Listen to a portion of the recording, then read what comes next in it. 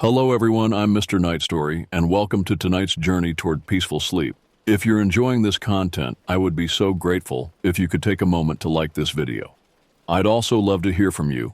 Please feel free to share in the comments where you're watching from and what time it is there. Your kind support truly helps me continue creating these relaxing experiences for you.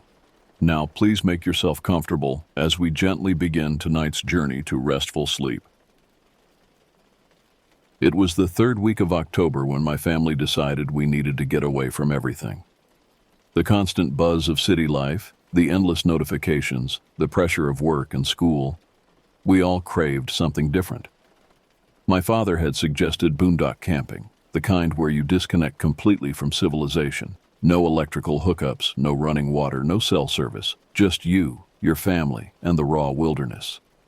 I was 19 at the time, home from college for fall break, and my younger sister Amber was 16.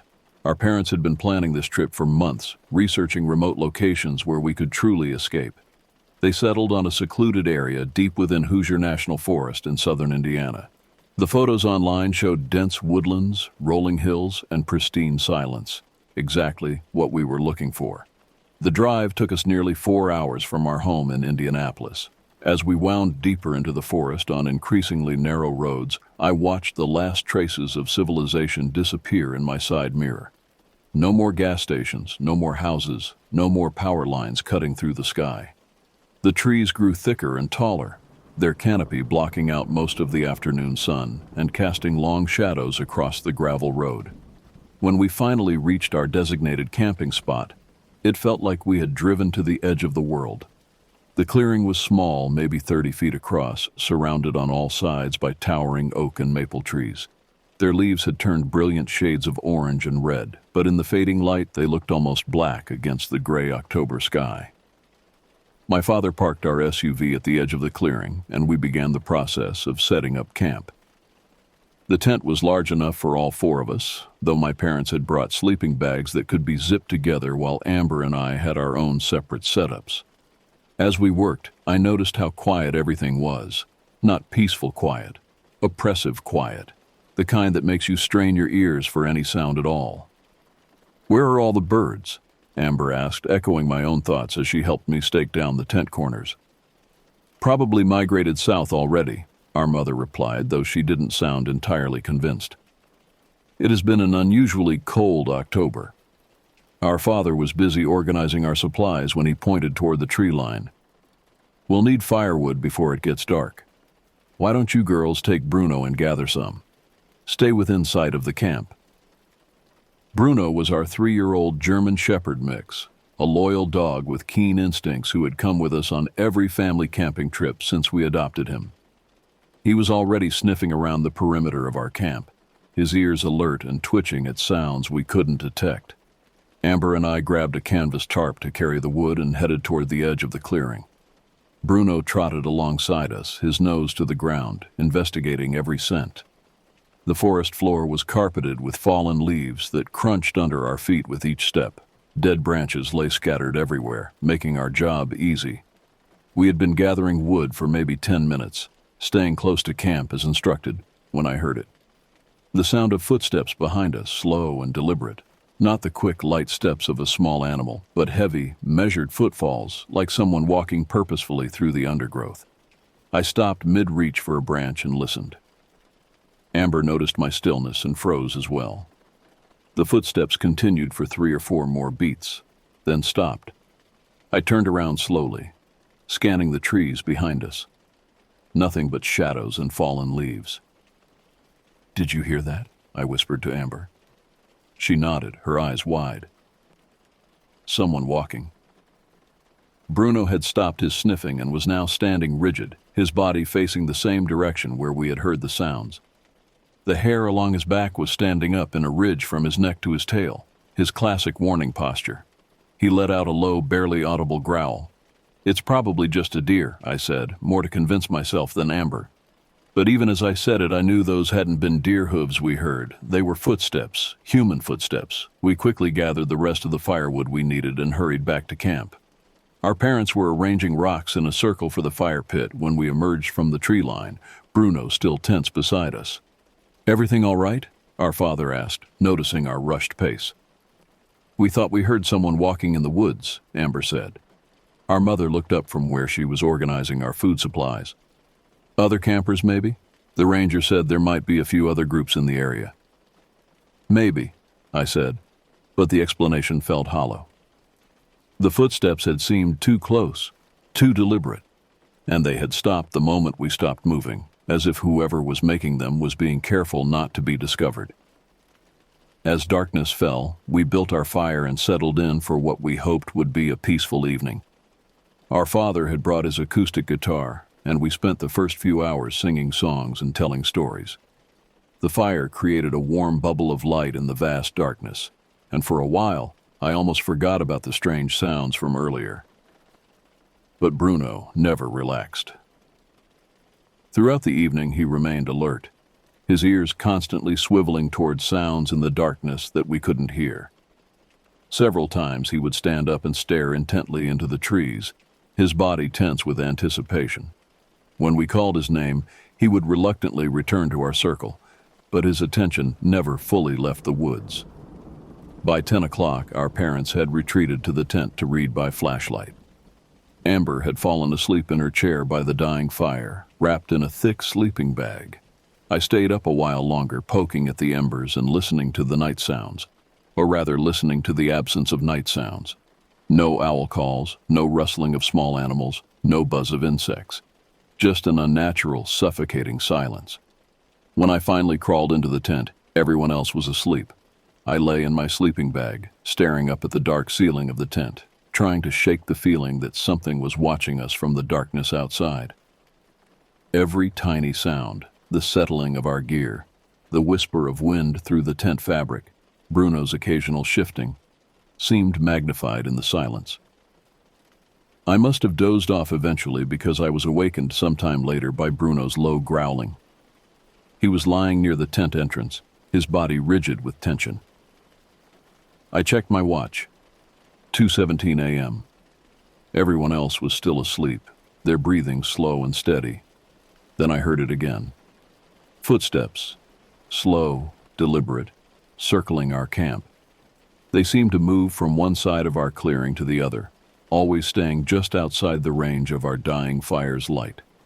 Bruno's growling grew more intense, but he didn't bark. It was as if he knew that staying quiet was somehow important. The footsteps continued for what felt like hours, sometimes close enough that I could hear individual leaves crunching underfoot, sometimes fading into the distance before returning. I lay frozen in my sleeping bag, afraid to move, afraid to wake the others, afraid to acknowledge what was happening. When morning finally came, I felt like I hadn't slept at all. The next day dawned gray and overcast, with a cold wind that cut through our jackets and made the remaining leaves rattle overhead like skeletal fingers. Nobody mentioned the sounds from the night before. I wasn't even sure anyone else had heard them besides Bruno and me. But there was a tension in the air that hadn't been there the day before, an unspoken agreement that something wasn't quite right. Our father suggested we hike one of the nearby trails after breakfast, maybe explore some of the deeper parts of the forest. "We drove all this way," he said. "Might as well see what's out here." But as we prepared to leave camp, I noticed things that made my stomach clench with anxiety. Our carefully arranged firewood pile had been scattered, pieces thrown in directions that couldn't be explained by wind or small animals. The rocks around our fire pit had been moved, pushed slightly out of their perfect circle. Most disturbing of all, there were footprints in the soft dirt near our tent, large boot-shaped impressions that none of us remembered making. "Dad," I said, pointing to the prints, "these aren't ours." He knelt down to examine them, his face growing serious. The prints were fresh, the edges sharp and clear. They led from the tree line to within 5 feet of our tent, then back again. Multiple sets, as if someone had made several trips back and forth during the night. "Rangers, maybe," our mother suggested weakly, "checking on campers." But we all knew rangers didn't sneak around camps in the middle of the night, leaving no announcement of their presence. These prints spoke of someone deliberately trying to remain hidden while getting as close to us as possible. We decided to skip the hike and stay close to camp. Throughout the day, the feeling of being watched never left us. I would catch glimpses of movement in my peripheral vision, but when I turned to look, there was nothing there. Bruno remained on high alert, frequently positioning himself between our family and the tree line, his hackles raised. Around noon, Amber was reading inside the tent when she suddenly scrambled out, her face pale with fear.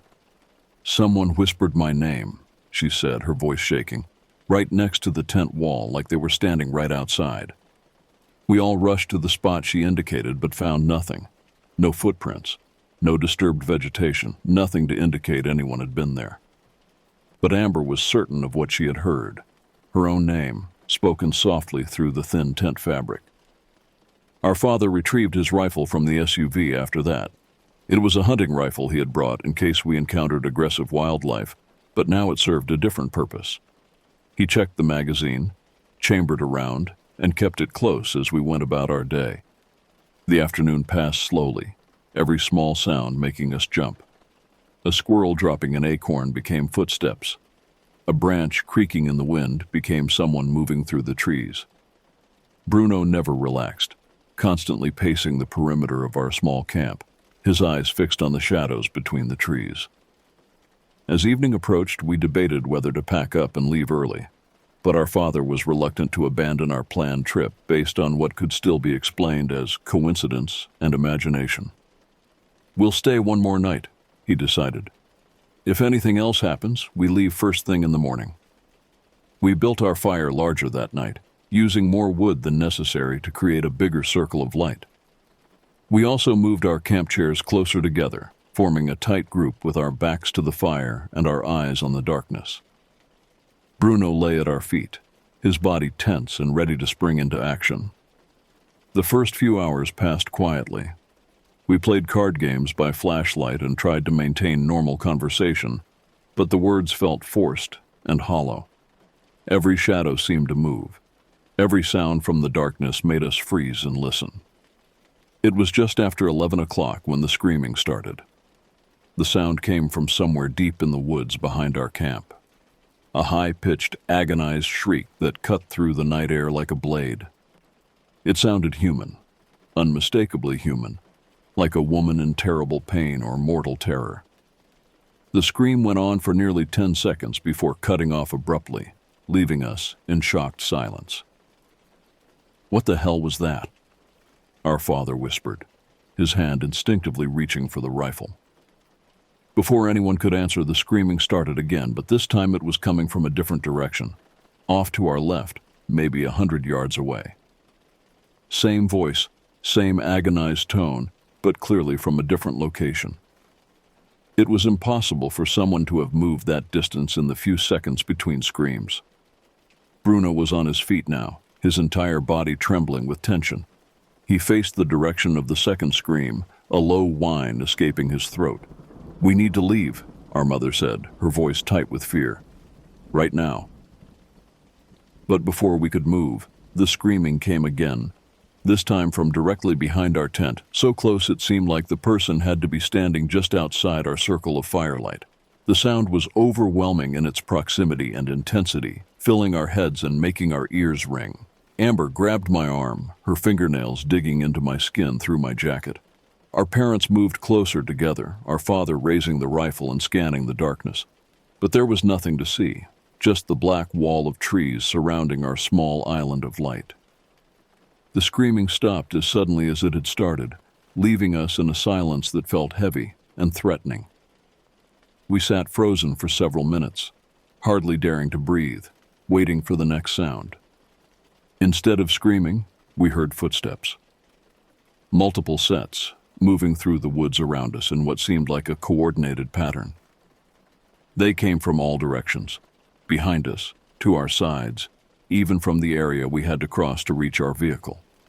The steps were slow and measured, as if whoever was making them wanted us to know they were there. "Whoever you are," our father called out, his voice cracking slightly. "We're armed. Stay back." The footsteps paused for a moment, then resumed, but now they seemed closer. I could hear individual leaves being crushed underfoot, the snap of small twigs breaking. The sounds were coming from just outside our ring of firelight, close enough that we should have been able to see who was making them. But there was no one there. Bruno suddenly bolted toward the tree line, barking frantically at something we couldn't see. He stopped just at the edge of our firelight, his body rigid, barking into the darkness with a desperation I had never heard from him before. "Bruno, come," our father commanded, but the dog ignored him, continuing his frantic barking. Then, as suddenly as it had started, everything stopped. The footsteps ceased, Bruno's barking faded to nervous whimpers, and the oppressive silence returned. But now it felt different, expectant, like the calm before a storm. We spent the rest of the night huddled together by the fire, taking turns keeping watch while the others tried to rest. But none of us really slept. Every small sound made us tense and listen, and the feeling of being observed never left us. It was as if invisible eyes were watching our every move from the darkness beyond our fire. When the first gray light of dawn finally appeared through the trees, we had already begun packing our gear. Despite our terror from the previous night, we didn't leave immediately. Looking back, I can't explain why we stayed, except that in the cold light of morning, the event seemed almost dreamlike. Our father insisted that everything could be rationally explained. The screaming might have been a mountain lion or other predator. The footsteps could have been deer or other large animals moving through the underbrush.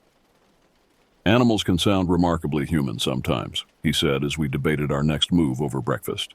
"And fear has a way of making ordinary sounds seem threatening." But Bruno remained agitated throughout the morning, refusing to venture far from our immediate camp area and constantly looking over his shoulder toward the tree line. His behavior was the most compelling evidence that something was genuinely wrong. Dogs don't maintain that level of stress over ordinary forest sounds.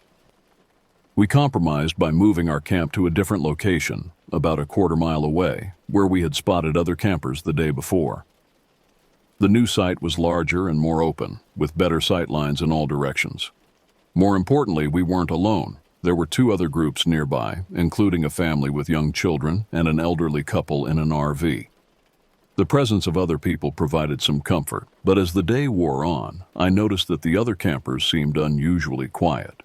No children's laughter, no conversation drifting over from the other sites.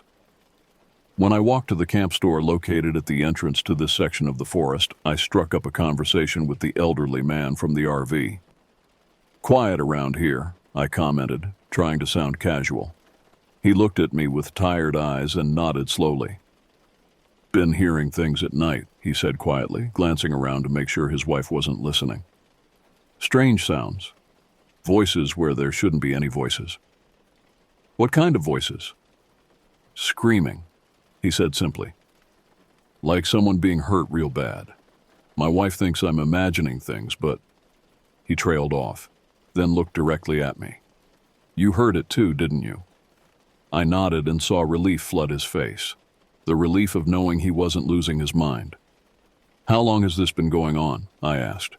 3 nights now. Started the same night we arrived.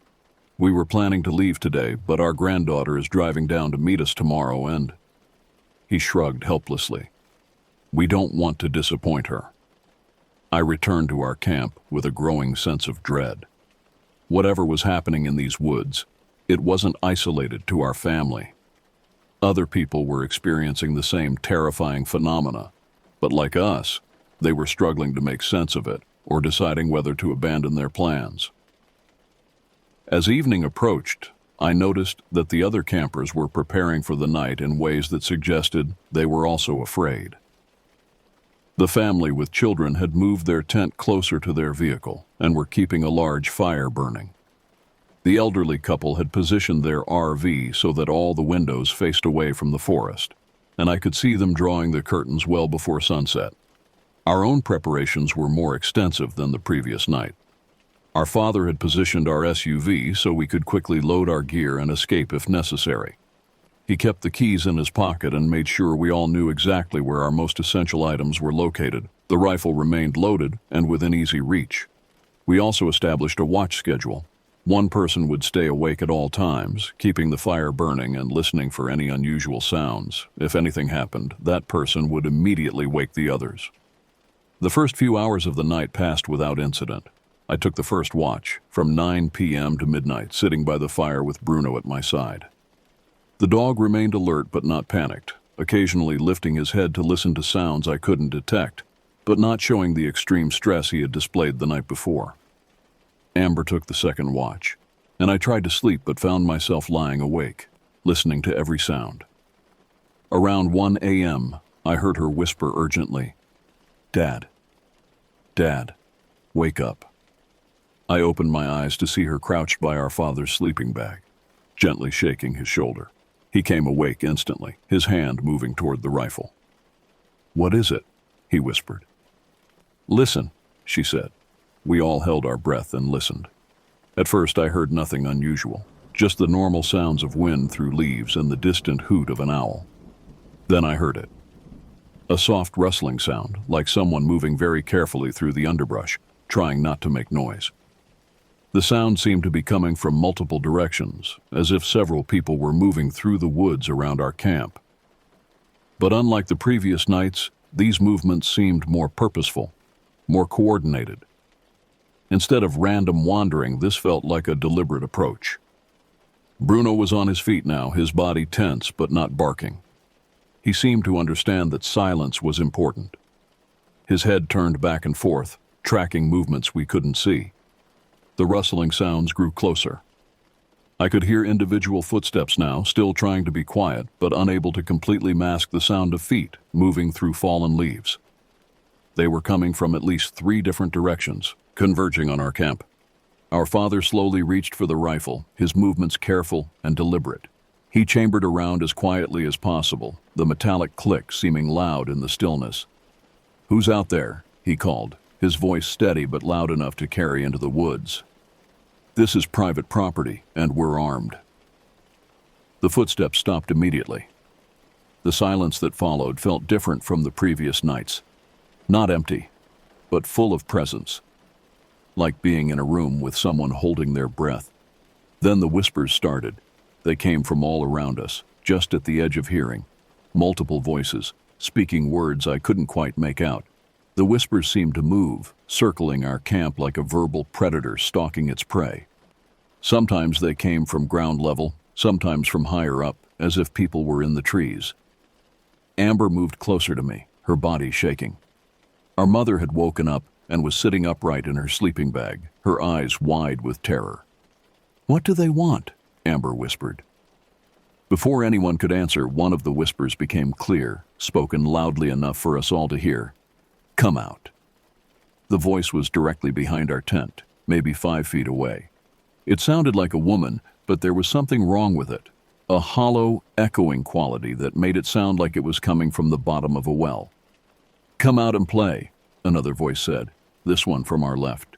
A man's voice, but with the same unnatural resonance.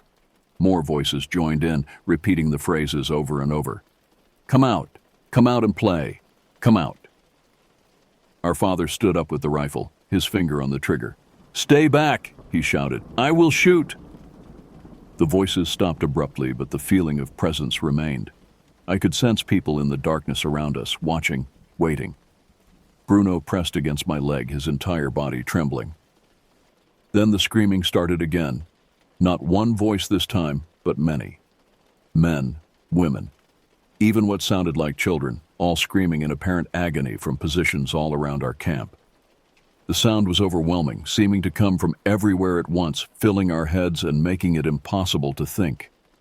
Amber covered her ears and started crying. Our mother was praying, her lips moving silently. Our father swung the rifle back and forth, trying to find a target in the darkness, but there was nothing to see. The screaming went on for nearly a minute before stopping as suddenly as it had started. In the silence that followed, we heard the sound of our SUV's engine starting. We all turned toward the vehicle in shock. It was running, headlights on, but no one was inside. The driver's door hung open, and I could see the keys dangling from the ignition. Keys that had been in our father's pocket moments before. "How?" our father began, then stopped. He patted his pocket frantically, then looked at us with an expression of complete bewilderment. The keys were in my pocket. I felt them there 5 minutes ago. As we stared at the running vehicle, the headlights suddenly went out. The engine continued running, but now it was invisible in the darkness except for the soft red glow of the taillights. "We're leaving," our father said, his voice tight with controlled panic. "Right now. Grab the essentials and leave everything else." We scrambled to gather our most important belongings: identification, money, phones, medication. Everything else could be replaced. Our father kept the rifle ready as we moved, and Bruno stayed close to our group, his eyes never leaving the tree line. As we approached the SUV, I could see that the driver's seat had been adjusted, moved back much farther than where our father normally kept it, as if it had been set for someone much taller. The mirrors had been repositioned as well. Our father cautiously approached the driver's side, rifle raised, and looked inside. "Nobody here," he called softly, but someone was definitely in the vehicle. We loaded our essential gear as quickly as possible, constantly looking over our shoulders at the dark forest surrounding us. The engine continued running smoothly, as if nothing unusual had happened. As our father put the SUV in drive and we began to move toward the exit road, I looked back at our abandoned campsite. In the red glow of our taillights, I could see shapes moving between the trees, tall, human-like figures that seemed to glide rather than walk. There were at least 6 of them, possibly more, standing at the edge of our former camp and watching us leave. I blinked hard and looked again, but they were gone. We drove in silence for the first hour, nobody willing to speak about what we had experienced. It wasn't until we reached the main highway with streetlights and traffic and normal signs of civilization that anyone felt safe enough to talk. "We're never going back there," our mother said, her voice still shaking. "No," our father agreed. "We're not." But even now, years later, I still wonder about those figures I saw in the darkness. Were they people, perhaps locals who knew the area well and used it for some dark purpose? Or was there something else in those woods, something that defied rational explanation? I've researched Hoosier National Forest extensively since that trip, looking for reports of similar experiences. I've found scattered accounts over the years. Campers reporting strange voices, unexplained screaming, and the feeling of being stalked by invisible watchers. But most people like us simply leave and never speak of what happened. The forest keeps its secrets well. What I do know is that we were lucky to escape when we did. Something was hunting us in those woods. Something that had been watching and learning our patterns, testing our responses, and preparing for a final confrontation that we avoided only by leaving in the middle of the night.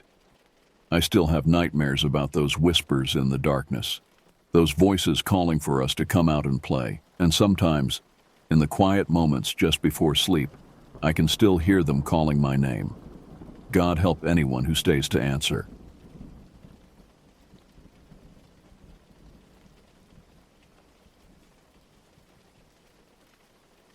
It was at the start of my 6th grade year, back in 2019, when my entire class boarded buses for what would become the most unsettling experience of my young life. We were heading to Camp Pinewood for a 3-day environmental education trip located deep in the Appalachian foothills. The excitement among my classmates was palpable as we wound through increasingly remote roads, the dense forest pressing in from both sides. When we finally arrived, the camp appeared innocent enough. A collection of wooden structures scattered across a clearing, surrounded by towering pines that blocked much of the afternoon sunlight. Miss Rivera, our science teacher, gathered us near the flagpole for orientation, while Mr. Kendall, the assistant principal, checked in with the camp staff. "Listen up, everyone," Miss Rivera called out. "The staff will assign your accommodation shortly. Remember that we're guests in nature's home, so respect the grounds and wildlife." It wasn't until the accommodation assignments began that the first warning sign appeared. The boys were directed toward proper cabins, sturdy structures with real doors, windows with screens, and from what I glimpsed through an open door, air conditioning units. Meanwhile, we girls were led down a dirt path to what the enthusiastic camp guide Mrs. Winters called rustic eco-shelters. "These authentic structures will connect you directly with nature," she explained with rehearsed cheerfulness. What stood before us were essentially wooden platforms with partial walls and roofs. more like open-air shelters than actual cabins. The doors were nothing but torn mesh screens hanging loosely from wooden frames. Inside, thin foam mats were arranged in rows on the rough wooden floors. The bathroom facilities were in a separate building approximately 3 minutes away by foot. My friend Haley whispered to me, "Are you kidding? The boys get real cabins and we get this?" I nodded, watching as insects already began finding their way inside. Apparently, environmental education means different things depending on your gender. Our classmate Iris approached us, her face showing the concern we all felt. "My mom would freak if she saw this. Do you think we could call home?" Mrs. Winters overheard. "Cell service is spotty out here, girls. Part of the experience. You'll adjust in no time." As we reluctantly arranged our sleeping bags on the uncomfortable mats, I noticed how the afternoon shadows cast strange patterns through the trees onto our shelter walls. Though it was only mid-afternoon, there was something disquieting about the way darkness seemed to pool in the corners of our shelter.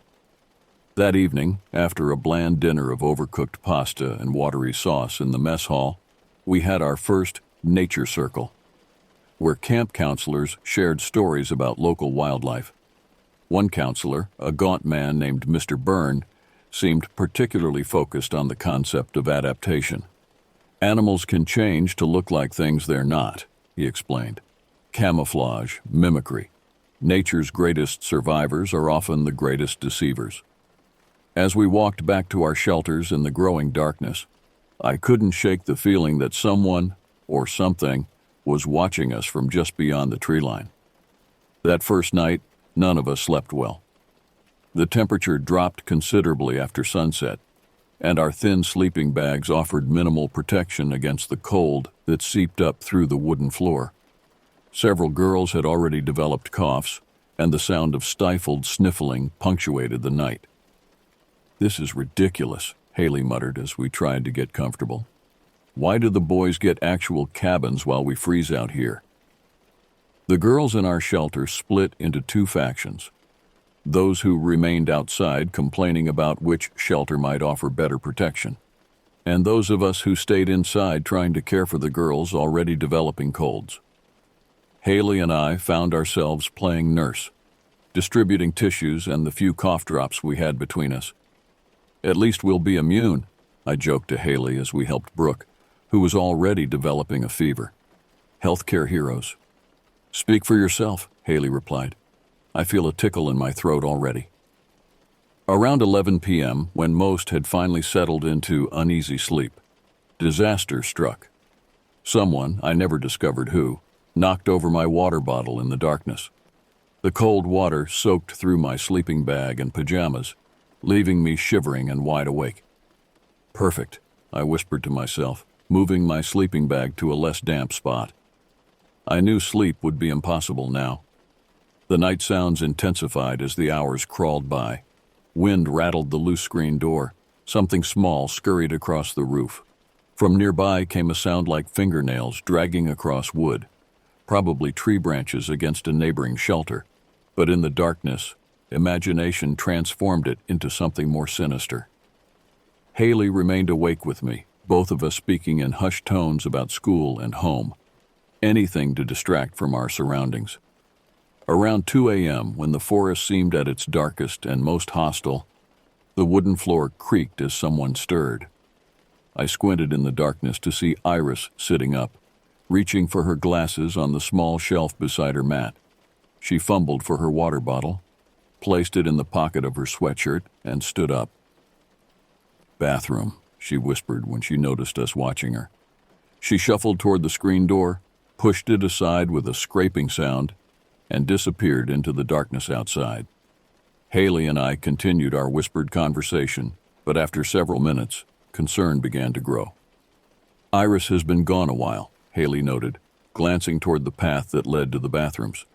Through the gaps in our shelter walls, we could just make out the outline of the bathroom building, a single light glowing above its entrance. "Should we check on her?" I asked. "Give her a few more minutes," Haley suggested. Maybe there was a line. 5 more minutes passed. 10.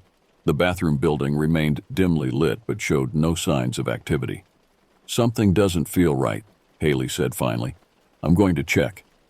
As Haley stood to leave, I decided to borrow Iris's sleeping bag, since mine was still damp. I crawled over to where she had been sleeping, ready to temporarily repurpose her bedding, only to freeze in confusion. There, beneath the covers, was Iris herself, sleeping soundly with her sleeping bag pulled up to her chin.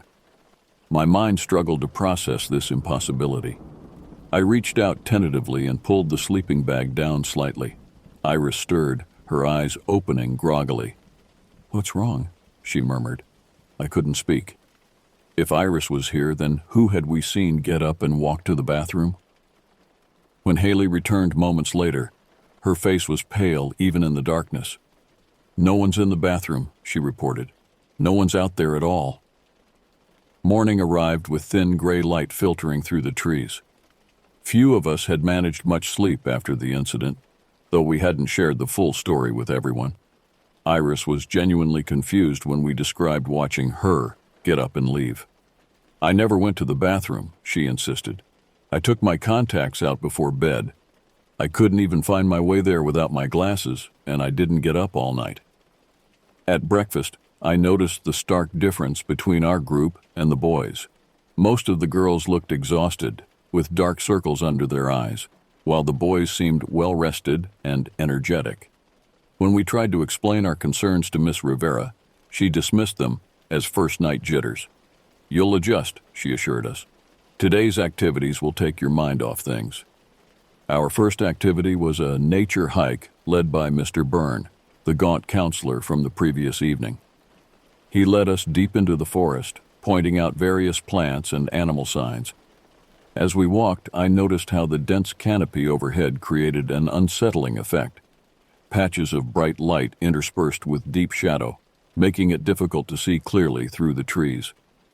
"This forest has been here for centuries," Mr. Byrne explained, as we stopped in a small clearing. Native tribes believed these woods were special, a place where the boundary between worlds grew thin. "What does that mean?" a boy named Will asked. Mr. Byrne smiled thinly. "Some places collect energies, absorb experiences, mirror them back." He gestured around us. "People have been walking these paths for hundreds of years. Sometimes they leave impressions behind." Something about his explanation sent a chill through me that had nothing to do with the cool forest air. During lunch, Haley developed the same cough that was now affecting nearly half the girls in our group. I watched with growing concern as she picked at her food, her usual appetite gone. "I should have stayed home," she said miserably. "This whole trip is a disaster." The afternoon activity was pond ecology, which involved collecting water samples from a stagnant pond at the edge of the camp property. As I knelt by the water, I noticed something odd. When the surface was still, it reflected the surroundings with unusual clarity, almost like a perfect mirror. But occasionally the reflection seemed wrong somehow, movements that didn't correspond to anything on our side of the water. When I pointed this out to Miss Rivera, she explained it as fish disturbing the water from below. But I wasn't convinced. There was something deliberate about the movements, as if the reflection were operating independently. By dinner, 3 more girls had developed fevers. The camp nurse, a young woman named Miss Patel, who seemed overwhelmed by the number of sick students, distributed fever reducers and advised rest. I couldn't help but notice that none of the boys had fallen ill.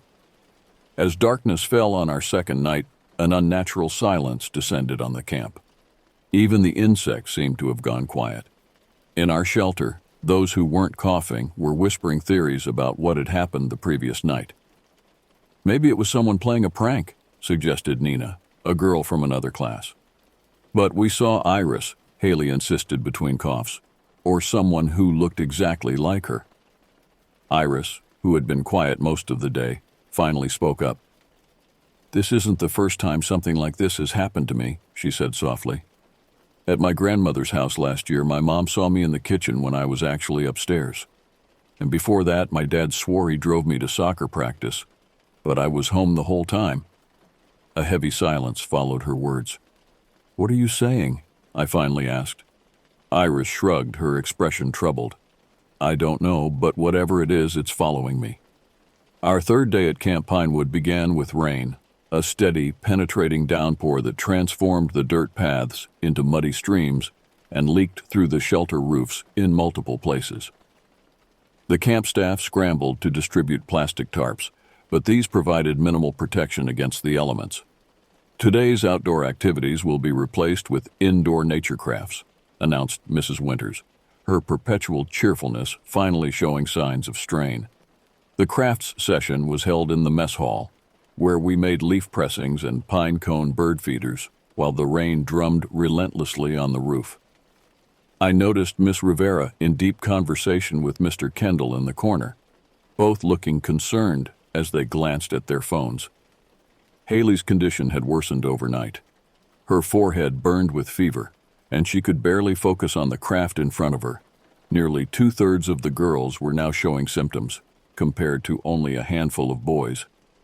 During a bathroom break, I overheard Mr. Kendall on his phone, his voice tense. "No, we still can't get through. The road's completely flooded. Yes, I understand the concerns, but we're stuck here until the water recedes." My stomach tightened.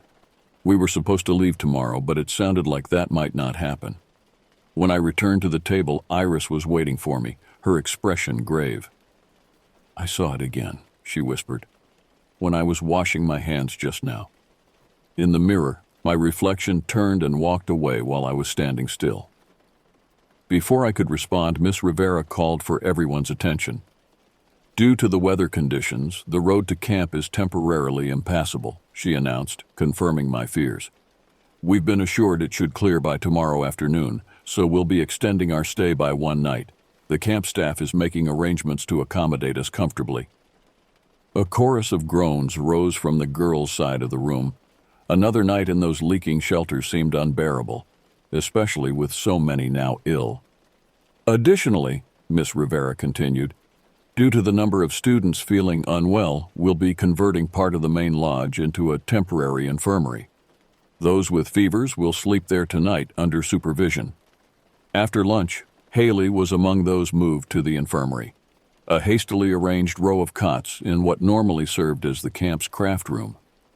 I helped her settle in, worried by how weak she'd become in just 2 days. "Don't leave me here," she whispered, clutching my hand. "Something's wrong with this place." "It's just a bad cold," I said, trying to convince myself as much as her. "You'll feel better with proper rest." But as I looked around at the dozen girls now confined to the infirmary, I couldn't shake the feeling that this was more than coincidence. Why were the girls getting sick, while the boys remained largely unaffected? That afternoon, with outdoor activities still canceled, Mr. Byrne led an impromptu session on local folklore. His stories grew increasingly disturbing. Tales of lost hikers who were found miles from where they should have been, accounts of people seeing impossible things in the forest depths, legends of mirror people who could imitate anyone perfectly. The native peoples believed that each person has a shadow self, he explained, his eyes glittering in the dim light of the lodge. A perfect copy that lives in reflection, wanting nothing more than to cross over and take your place. A chill ran down my back as his words connected with what we'd experienced. When I glanced at Iris beside me, her face had gone pale. As darkness fell once again, the rain finally stopped, but the damage was done. Mud surrounded our shelters, and several sleeping mats were soaked through. With no spare bedding available, we were forced to crowd together on the remaining dry spots. That night, as we huddled in our damp shelter, listening to the dripping water and occasional distant cough from the infirmary, no one slept. Every shadow seemed threatening, every sound a potential danger. We were isolated, trapped by flooded roads, surrounded by ancient forest, and increasingly convinced that something in this place meant us harm. The fourth night at camp was when everything escalated. With Haley in the infirmary, I found myself especially on edge. Iris and I had pushed our sleeping mats together near the center of the shelter, where the roof leaked least. Around midnight, when most of the others had finally fallen into uneasy sleep, Iris turned to me. "I need to tell you something," she whispered. something I saw this afternoon. I waited, watching her face in the dim moonlight filtering through the trees. I went to check on Haley in the infirmary after dinner, she continued. But when I got there, I saw myself, standing by her bed, holding her hand. I watched from the doorway as this other me leaned down and whispered something in Haley's ear. Then it straightened up and walked toward the back door. When it passed by a window, I couldn't see its reflection in the glass. "That's impossible," I whispered, though after what we'd already experienced, I wasn't so sure. When I reached Haley, she was delirious with fever. She kept saying, "Don't let it take me, it's not Iris, it's not her." My heart pounded so loudly I was certain it would wake the others. "What did you do?" I told Miss Patel, but she just gave Haley more fever medication and told me I was overreacting. Iris gripped my arm.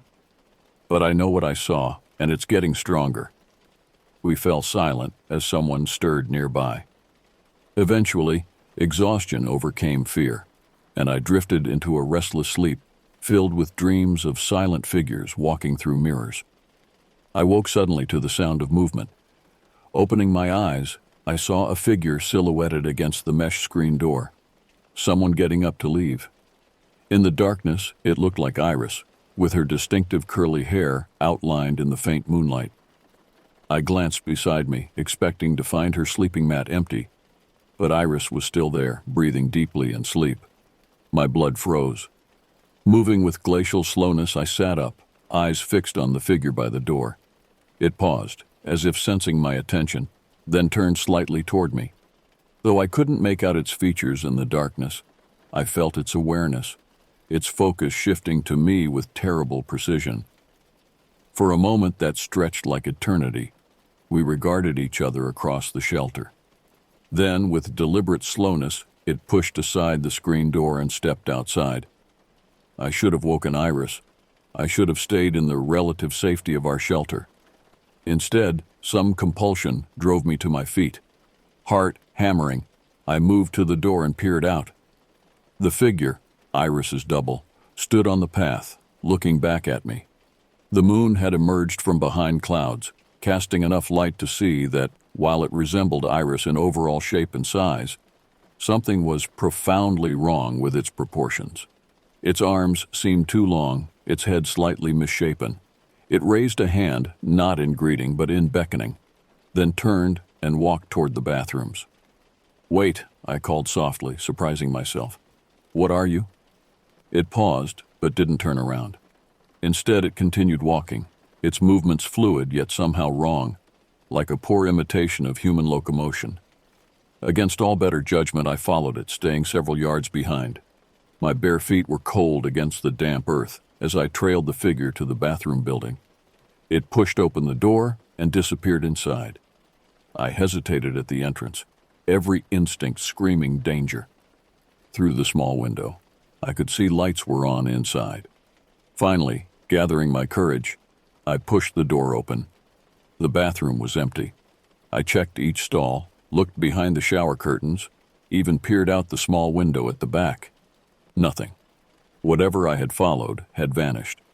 As I turned to leave, movement in the large mirror above the sinks caught my eye.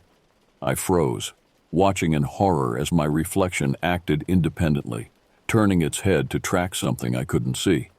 Then it smiled, a terrible, wrong smile that I wasn't making, and raised one finger to its lips in a shushing gesture. I stumbled backward, colliding with the paper towel dispenser. My reflection moved normally again, mimicking my startled reaction. Had I imagined it?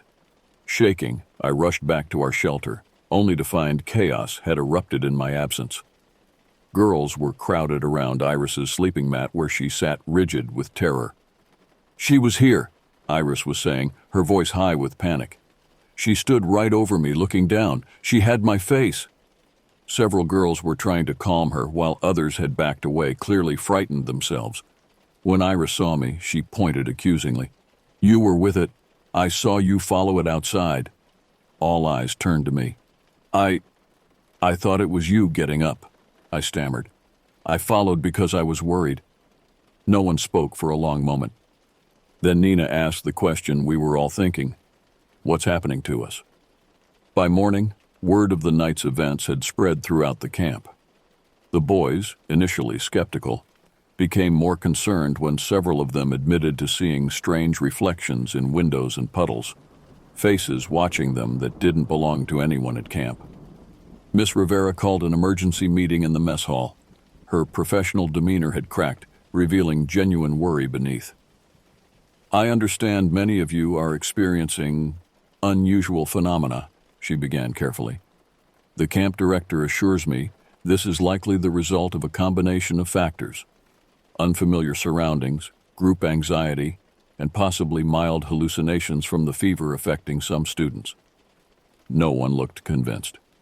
The good news, she continued, is that the roads should be clear by mid-afternoon. Buses will arrive to take us home around 4 o'clock.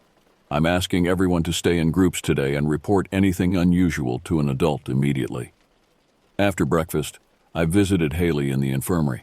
Her fever had broken overnight, but she looked exhausted, with dark circles under her eyes. They've been coming, she whispered when I sat beside her cot. At night, when the nurse falls asleep, people who look like us but aren't. They stand in the corners and watch. I told her about following Iris's double to the bathroom, about what I'd seen in the mirror. Saying it aloud in daylight should have made it seem absurd, but Haley nodded as if it confirmed her own experiences. There's something Mr. Byrne didn't finish telling us, she said. I overheard him talking to another counselor yesterday. This camp, it wasn't just built on native land. It was built on what they called a mirror place. Somewhere the boundary between worlds is damaged. What does that mean? Haley leaned closer. It means things can cross over, take shapes from our memories, our perceptions, create doubles. But why? What do they want? She gripped my hand, her palm cold despite her recent fever. To replace us, one by one. The rest of the morning passed in tense anticipation of departure. The camp staff kept us busy with simple indoor activities, but no one could focus. Every reflection, every shadow drew suspicious glances. Shortly after lunch, Mr. Kendall received a call that visibly relieved him. The buses are on their way, he announced. Everyone please pack your belongings and be ready at the main lodge by 3:30. As we returned to our shelters to gather our things, an eerie stillness had fallen over the camp. Even the birds had gone quiet. Inside our shelter, Iris was already packing, her movements quick and nervous. I just want to go home, she said when she saw me. I never want to see this place again. I nodded, stuffing my damp sleeping bag into its compression sack. Did you sleep at all after, No. She zipped her duffel bag with unnecessary force. And I'm never coming back to these woods, ever. As we worked, Nina approached us, her expression troubled. Have either of you seen Brooke? She was supposed to help me clean up our corner, but I can't find her anywhere. I frowned. Have you checked the infirmary? Maybe her fever came back. Already looked. Miss Patel hasn't seen her since morning check. A familiar unease crept up my spine. Let's go find Miss Rivera. We found our teacher outside the main lodge, checking names off a list. Her face grew serious when we explained about Brooke's disappearance. She's probably just wandered off to the craft room or nature center, she said, but her tone lacked conviction. I'll have the staff search the buildings. You girls stay here where I can see you. As the minutes ticked by, more staff joined the search for Brooke. Mr. Byrne organized the students into the main lodge, where we sat in uncomfortable silence, avoiding each other's eyes. Every time the door opened, we looked up expectantly, but Brooke didn't appear. At 3 o'clock, with the buses due any minute, Mr. Kendall made a decision. Most of you will return home as planned. A few staff members and I will remain behind with Miss Rivera to continue searching for Brooke. Her parents have been notified and are on their way. Relief at leaving mixed with guilt about abandoning the search. As we filed out of the lodge toward the waiting buses, I glanced back at the camp that had terrified us for 4 days. In a window of the main building, I caught a glimpse of a familiar face. Brooke watching us leave, her expression blank. I blinked. and she was gone. On the bus, Iris sat beside me, Haley across the aisle. None of us spoke as the camp disappeared behind us, swallowed by the dense forest. It wasn't until we were on the main highway that Iris finally broke the silence. "They found her, didn't they? That's why they're letting us leave." I didn't answer. I couldn't be certain what I'd seen in that window, if it was really Brooke, or something wearing her appearance like a poorly fitting mask. The weeks following our return from Camp Pinewood passed in a blur of normalcy that felt almost surreal after our experiences. Parents had been told that a stomach virus had swept through the camp, explaining the extended stay and multiple illnesses. Brooke had apparently been found hiding in a storage closet, suffering from fever-induced confusion. At least that was the official story. But things weren't right. Anyone who had been at camp could sense it. First, there were the subtle changes in Brooke. She returned to school 3 days after us, quieter than before, with a new habit of staring at her reflection whenever she passed a mirror or window. She avoided those of us who had been in her shelter, sitting with different friends at lunch. Then came the incidents with Iris. Twice in 1 week, her mother called the school because Iris hadn't come home, only for Iris to insist she had never left the building. A teacher reported seeing her in 2 places simultaneously. Friends described conversations with her that she had no memory of. Haley and I tried to discuss what was happening, but each conversation left us more confused and frightened.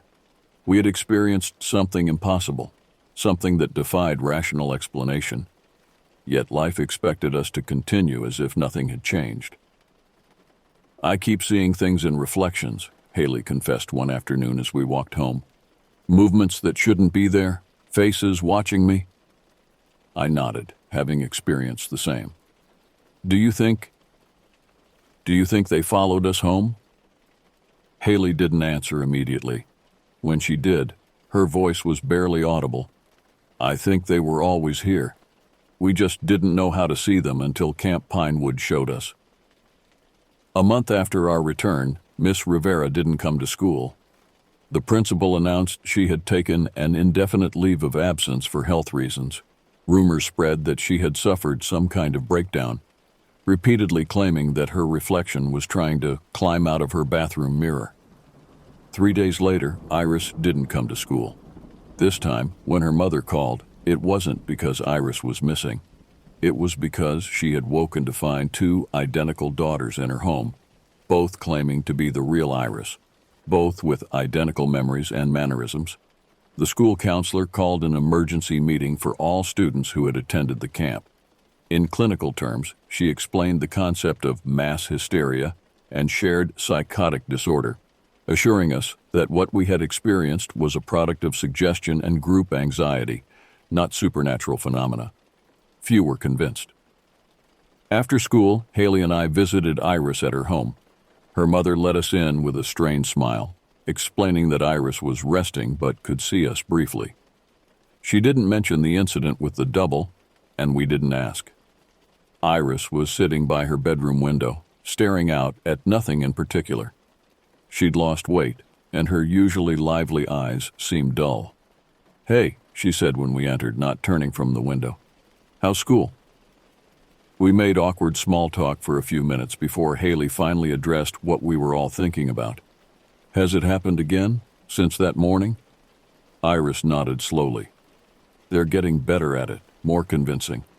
Last night, even I couldn't tell which was the reflection and which was me." She finally turned to face us. "I think next time, I might be the one who disappears." "Don't say that," I urged. "We'll figure this out."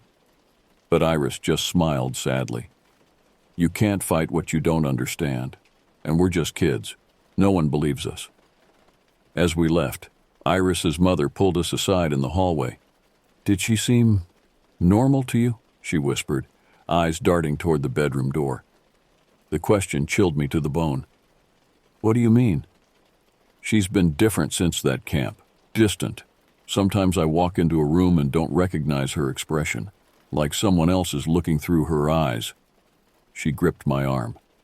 "The doctors say it's just trauma from getting lost in the woods, but they didn't see what I saw that morning. 2 identical girls, both my daughter in every way. Which one stayed? Haley asked softly. Iris's mother released my arm, her eyes suddenly guarded. My daughter stayed, of course. The other disappeared when I called the police. She straightened, composing herself. Forgive me. The stress has been tremendous. Thank you for visiting. As the front door closed behind us, Haley and I exchanged horrified glances. The same question burned in both our minds. Was the girl we'd just spoken to really Iris, or something that had taken her place? 5 years have passed since Camp Pinewood. I'm in high school now, preparing for college applications and trying to focus on a normal future. But normalcy remains elusive for those of us who experienced those 4 days in the woods. Brooke's family moved away 6 months after our return. I sometimes see her on social media or someone using her accounts. In every photo, she stands slightly apart from others, her smile never quite reaching her eyes. Miss Rivera never returned to teaching. I ran into her once at a grocery store. She was thinner, jumpier, with a new habit of covering mirrors and avoiding reflective surfaces. She pretended not to recognize me. Haley and I have remained friends, bound by our shared experience and unspoken fear. We developed coping mechanisms, never looking too long at reflections, avoiding forests and standing water, staying in well-lit areas whenever possible. Small precautions that probably do nothing but make us feel safer. Iris's story is the hardest to tell. 3 months after our visit to her home, her mother found her room empty one morning. A massive search turned up nothing. The official conclusion was runaway or abduction, but those of us who knew the truth recognized what had really happened. Whatever had been studying us at camp had finally perfected its imitation and taken her place. The thing wearing Iris's appearance attended school for another week before disappearing as well. I sometimes wonder if it moved on to another target, or simply returned to whatever place it came from, its purpose fulfilled. I've researched mirror folklore extensively in the years since, learning that virtually every culture has myths about reflections and doubles. The Japanese call them mononoke, the Germans doppelgangers, the Egyptians ka, different names for the same phenomenon, entities that watch us from reflective surfaces, learning to become us. Most nights, I can convince myself it was all just a shared delusion, the product of suggestible young minds in a strange environment.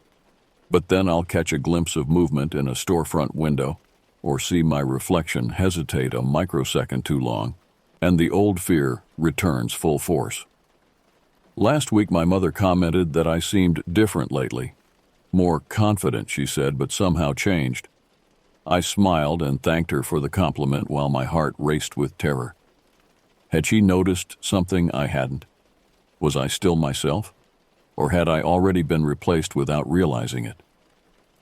The most disturbing theory, the one that keeps me awake on the darkest nights, is that there was nothing supernatural at Camp Pinewood at all. No mirror entities, no boundary between worlds. Just the terrifying realization that identity is fragile, that with enough pressure in the right environment, we can fracture into versions of ourselves we no longer recognize. I avoid school reunions and rarely look up old classmates online.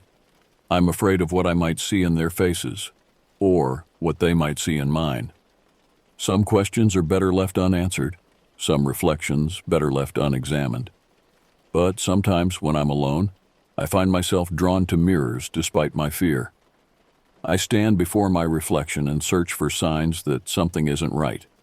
A movement out of sync, an expression I didn't make. So far, my reflection has remained faithful. So far. But Camp Pinewood taught me that reflections lie. That what looks back at us from mirrored surfaces isn't always what it seems. And sometimes, when the light hits just right, I swear I can see something moving in the depths beyond my reflection. Patient, watchful, waiting for its moment to step through.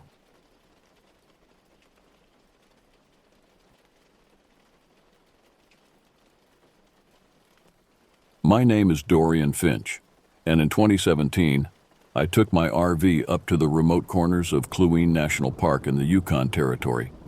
I figured that after years of crunching numbers as an accountant, a little adventure might do me some good. Always the guy behind the desk, I wanted to be the guy behind the wheel for once. The drive was long but breathtaking. Towering mountains draped in glaciers loomed over dense forests, and the air was so crisp it felt like a tonic. I parked my RV at a secluded spot near a pristine lake, the kind of place you'd see on a postcard. It was just me, the wilderness, and a stack of mystery novels I'd been meaning to read. On the second day, I met a fellow camper named Hank, a grizzled old-timer with a beard that could house a family of birds. He was full of stories about the area. "You picked a heck of a spot, Dorian," he said. "Not many folks come out this far. Keeps the riffraff out." "Well, except for us accountants seeking thrills," I quipped. He chuckled. "Just keep an eye out for the wildlife. Bears around here have a sweet tooth for city folk." We shared a laugh, and he offered me some freshly caught trout before heading back to his campsite. That night, I cooked the fish over a campfire, feeling more content than I had in years. The stars overhead were so bright, they seemed to poke holes in the sky. The following morning, I decided to hike a nearby trail Hank had mentioned. It was supposedly an old trading route used by First Nations people, rarely trodden these days. Armed with a map, a compass, and my questionable sense of direction, I set off. The trail started innocently enough. Sunlight filtered through the canopy, dappling the forest floor with patches of gold. Birds called overhead, their songs echoing through the trees. I inhaled deeply, savoring the scent of pine and earth. This was exactly what I'd been craving, pure, unadulterated nature. About an hour into the hike, I stumbled upon something unusual, a series of wooden carvings hanging from the trees. They were intricate, depicting various animals and symbols I didn't recognize. One looked like a wolf intertwined with vines. Another was a raven with outstretched wings. "Local art installation?" I mused aloud. "Banksy, eat your heart out." But as I ventured deeper, the carvings became more frequent and more unsettling. One showed a human figure with antlers surrounded by flames. Another depicted a face with hollow eyes and an open mouth, as if screaming. I felt a chill that had nothing to do with the northern air. The trail narrowed, hemmed in by dense underbrush. The cheerful bird song had faded, replaced by an oppressive silence. Even the wind seemed to hold its breath. I glanced at my watch. I'd been hiking for nearly 2 hours. Perhaps it was time to head back. Deciding it was best to turn around, I pivoted only to hear a rustling in the bushes behind me. Probably just a squirrel on steroids, I told myself, picking up the pace. The rustling grew louder, now accompanied by the unmistakable sound of footsteps. I glanced over my shoulder but saw nothing. The forest seemed denser than before, the trees pressing in like silent onlookers. "Hello? Is someone there?" I called out. No response. Just the wind whispering through the branches. I continued walking, my casual stroll now a hurried stride. Then I saw it, a figure darting between the trees. Too large for an animal, too swift for a casual hiker. "Okay, Dorian, time to break that personal best in the 100-meter dash," I muttered. I broke into a jog, then a run. The footsteps behind me quickened. My heart pounded in my chest like a frantic drum solo. In my haste, I tripped over an exposed root and went sprawling onto the ground. "Great, taken down by a tree's toe," I groaned. As I scrambled to my feet, a man emerged from the trees. He was tall and gaunt, wearing tattered clothes stained with dirt. And was that blood? His hair was wild, a tangled mane that framed a face etched with grime and something else. Malice. "Lost?" he asked, a crooked grin spreading across his face. "Just heading back to my campsite," I replied, trying to keep my voice steady. "Beautiful day for a hike, isn't it?" He tilted his head, eyes narrowing. "You shouldn't be here." "Funny, I was just thinking the same thing," I said, attempting a disarming smile. He took a step closer. I noticed he was holding something, a hunting knife, its blade glinting ominously. Folks around here don't take kindly to trespassers, he said. Trespassing? I thought this was a national park, I replied, inching backward. Belongs to those who respect the land, he hissed. His eyes were the most unnerving part. Pale blue, almost colorless, like ice that had forgotten it was once water. They didn't blink as often as they should. His gaze traveled down to my hiking boots, then back up to my face, assessing me like a butcher sizing up a cut of meat. I decided then that conversation was overrated. Spinning on my heel, I bolted down the path. Adrenaline surged through me, and for a moment I felt like an Olympic sprinter, minus the cheering crowd and the gold medal. Behind me, I heard him give chase. His footsteps were heavy, but he was fast, too fast. The trail forked, and without thinking, I veered left. Bad choice. The path led to a steep incline strewn with rocks. I scrambled upward, my legs burning with effort. "Can't run forever," he shouted. "Watch me," I yelled back, though I doubted the wisdom of taunting a knife-wielding maniac. My breath came in ragged gasps, the taste of copper filling my mouth. The undergrowth clawed at my clothes, branches slapped my face. I risked a glance back. He was gaining, moving with the fluid grace of someone who knew this terrain intimately. Reaching the top of the incline, I spotted a dilapidated cabin nestled among the trees. Smoke curled lazily from a makeshift chimney. Maybe someone inside could help, I thought, ignoring the warning bells clanging in my head. I sprinted toward the cabin and banged on the door. "Hello? Is anyone home? I need help." No answer. The door was ajar, and without hesitation, I pushed it open and stumbled inside. The cabin's interior hit me like a physical blow. Animal skulls adorned the walls. Deer, wolf, bear, their empty eye sockets seeming to follow my movements. Pelts were stretched across wooden frames, some still wet with something. The stench of decay was overpowering, a rancid miasma that coated the back of my throat. On a wooden table lay various tools, skinning knives, bone saws, pliers, some rusty, others ominously clean. Jars filled with unidentifiable substances lined crude shelves. In one corner, a bundle of clothing lay in a heap. I noticed with rising horror that the fabric was torn and stained dark brown. "Well, this isn't the cozy cottage I was hoping for," I whispered. A quick survey of the room revealed no weapons besides the grisly tools, but I grabbed a hefty-looking fireplace poker. Footsteps approached the doorway, deliberate and unhurried. Come out, wherever you are," the man sang mockingly. I pressed myself against the wall beside the door, holding my breath. My palms were slick with sweat, heart hammering against my ribs like it was trying to escape. Sweat trickled down my spine despite the chill. As he stepped inside, I swung the poker with all my might. It connected with his forearm, causing him to drop the knife. He let out a deep, rage-filled shout. Before he could recover, I darted past him, knocking over a shelf of jars. They crashed to the floor, spilling their contents, a viscous liquid that smelled of rot and something darker. "You're only making it worse for yourself," he roared. I didn't stick around for further discussion. Racing back down the trail, I aimed for a different route, hoping to throw him off. My mind was a whirlwind of fear and disbelief. "Next time, Dorian, maybe stick to beaches and pina coladas," I told myself. As I ran, the forest seemed to close in around me.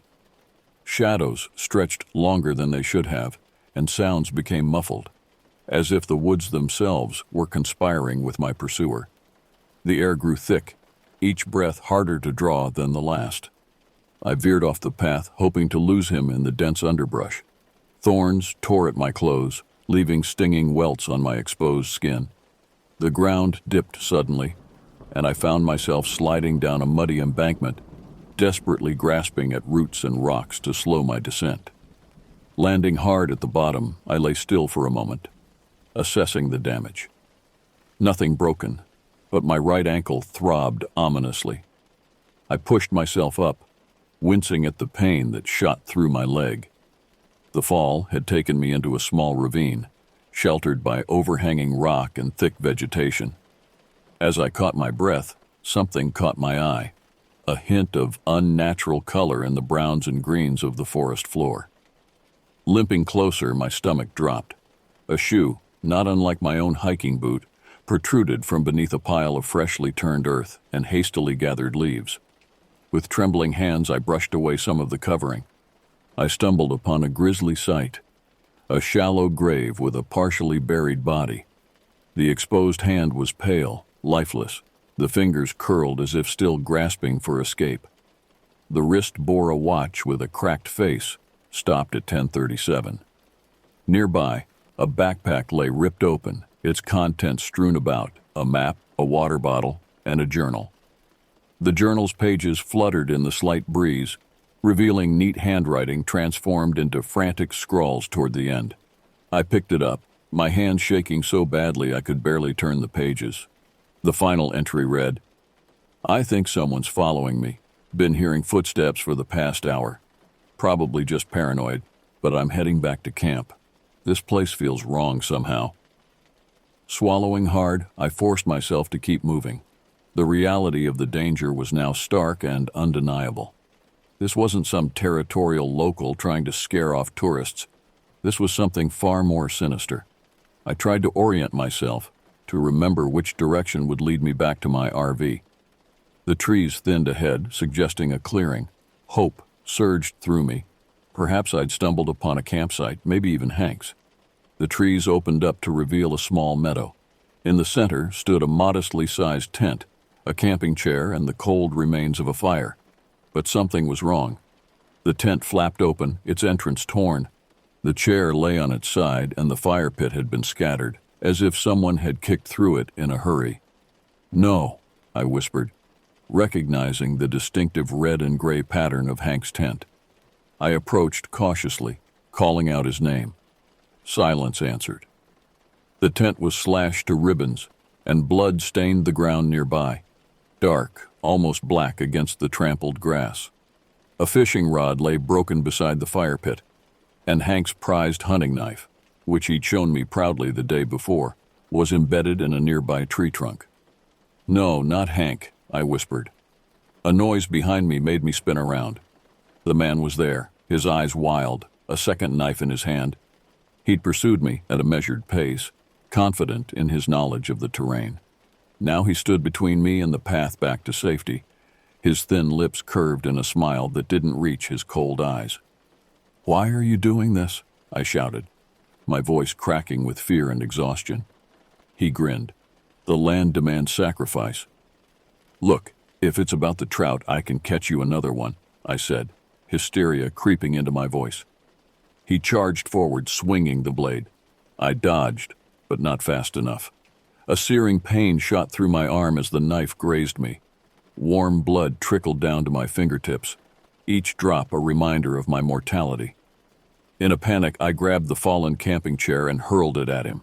It struck his shoulder, causing him to stumble.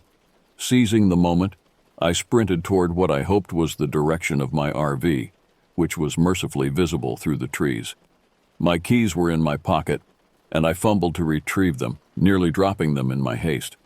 The forest blurred around me as I ran, my injured ankle protesting with every step. Behind me, I could hear him crashing through the underbrush, his breathing heavy but controlled. He wasn't tiring. If anything, the chase seemed to invigorate him. Reaching the RV, I yanked the door open and jumped inside, slamming it shut just as he reached me. He pounded on the door, the window, his face a mask of fury pressed against the glass. His fist left smears of something dark, blood that wasn't his own. "There's nowhere to go," he screamed, his voice muffled by the barrier between us. "Funny, this thing's got wheels," I muttered, jamming the key into the ignition. The engine sputtered, coughed, then finally roared to life. I threw it into gear and hit the gas. The RV lurched forward, knocking him aside. In the rearview mirror, I saw him pick himself up, a look of sheer hatred etched on his face. He began to run after the vehicle, moving with inhuman speed. The road was rough, but I didn't care. Branches scraped against the sides of the RV as I barreled down the unpaved path. My hands shook, blood from the cut on my arm staining the steering wheel. The wound throbbed in time with my racing heart. The trail widened, and I pushed the accelerator harder. The RV protested, its frame not designed for this kind of treatment, but I was beyond caring about mechanical integrity. All that mattered was putting distance between myself and that walking nightmare. A glance in the side mirror showed the man still in pursuit, though falling behind now. His determination was terrifying. What kind of person chases a motor vehicle on foot with such relentless purpose? The trail curved sharply, and I nearly lost control. The RV tilted alarmingly, two wheels briefly leaving the ground before slamming back down. My head hit the ceiling, and I tasted blood where I'd bitten my tongue. Come on, I urged the vehicle, patting the dashboard like it was a reluctant horse. After what felt like an eternity, I reached the main road. The sudden transition from rutted trail to smooth asphalt was jarring. I swerved, overcorrected, then finally straightened out. The speedometer climbed as I headed toward civilization, toward normality, toward safety. My mind raced faster than the RV. What had I stumbled into? Who was that man, and how many others had he hunted through those woods? The images from the cabin flashed through my mind, the tools, the pelts, the jars. I remembered Hank's campsite, the blood staining the ground, and worst of all, that shallow grave with its pale, accusing hand. I drove straight to the nearest town, a small community called Haines Junction. The sight of buildings, of streetlights, of people going about their ordinary lives nearly undid me. I parked haphazardly outside the local police station, not caring that I took up 3 spaces. Bursting through the doors, I must have been a sight. Clothes torn, face scratched, blood drying on my arm. The officer at the desk rose immediately, hand instinctively moving to his holster. "Sir, are you all right?" he asked, his voice seeming to come from very far away. "There's a man, in the woods. He tried to kill me." The words tumbled out in disjointed fragments. "He's killed others. There's a body. And Hank." The room tilted alarmingly, and I felt strong hands guiding me to a chair. Someone pressed a bottle of water into my hand, and I drank greedily, only now realizing how parched I was. An officer named Sergeant Billings listened attentively as I recounted everything in a rushing torrent of words. His weathered face grew increasingly grim as my story unfolded. "We've had reports of missing hikers in that area," he said gravely when I'd finished. "Sounds like you had a close call." They dispatched a team to investigate immediately.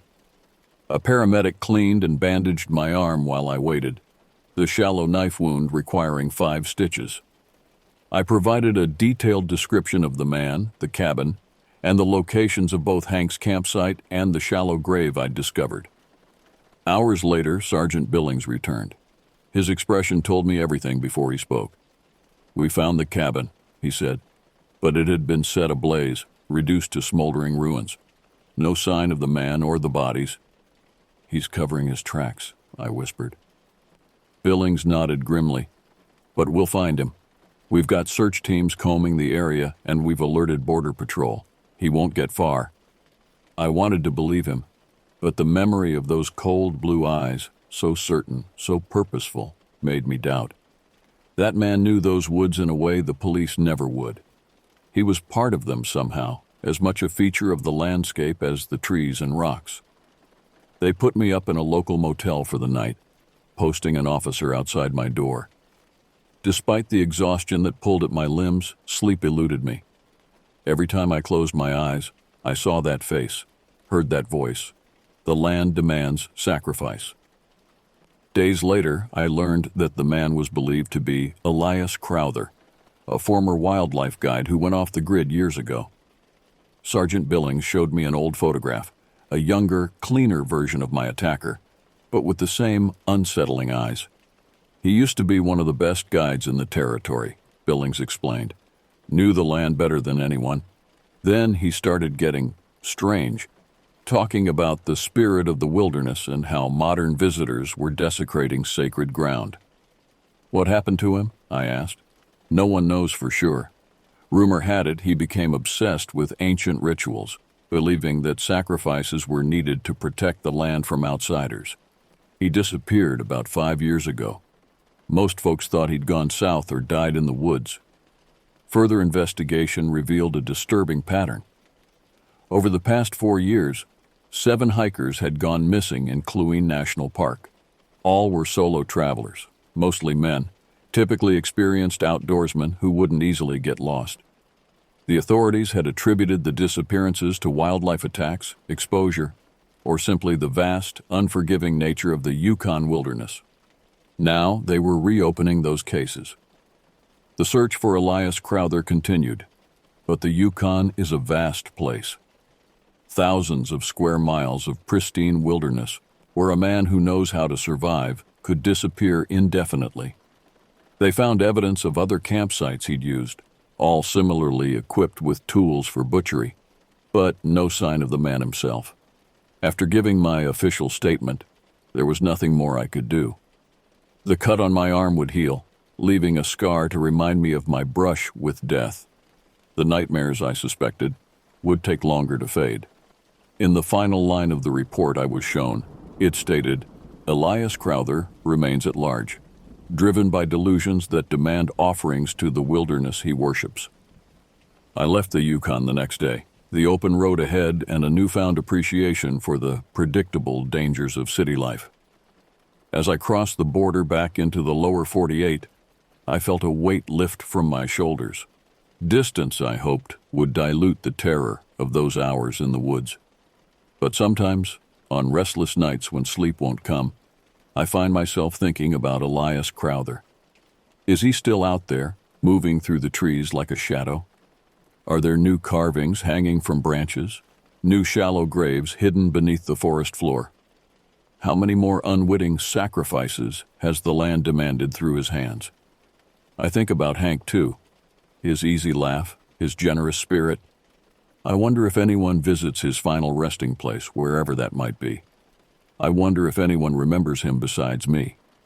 The experience changed me in ways I'm still discovering. I no longer see wilderness as benign or beautiful. There's something primitive and uncompromising about true wilderness that modern humans have forgotten. We visit it like tourists, expecting it to welcome us, to bend to our will. We forget that for most of human history, the wild was something to be feared, respected, and ultimately survived. I returned to my accounting job, finding comfort in its predictability. Numbers don't lie. They don't hunt you through the woods or hang carvings from trees as warnings. They don't demand sacrifice. But sometimes, when I'm walking through a city park and the shadows lengthen, I find myself quickening my pace. When branches scrape against my apartment window on windy nights, I lie awake, listening. And when I meet someone new and they smile, I find myself studying their eyes, looking for that particular coldness I saw in Elias Crowther's gaze. In the official reports, in the newspapers, my story was sanitized.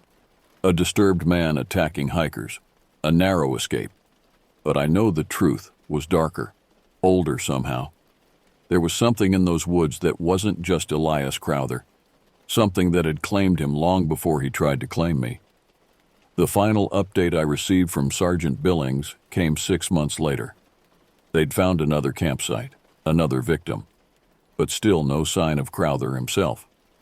The email ended with what I suppose was meant to be reassurance. "We'll catch him eventually. Men like that make mistakes." I wasn't so sure. Some men become so entwined with the darkness they serve that they cease to be men at all. They become something else, something that doesn't make human mistakes, because it has forgotten what humanity means. I never replied to that email. What could I say? That I believed Elias Crowther would never be caught. That he had become something beyond the reach of human justice, a force of nature, a dark spirit of the wilderness itself. Instead, I closed the file, deleted the email, and tried to move on. But I never returned to the outdoors, and I never will. Some sacrifices, it seems, the land does receive, even from those who escape its grasp.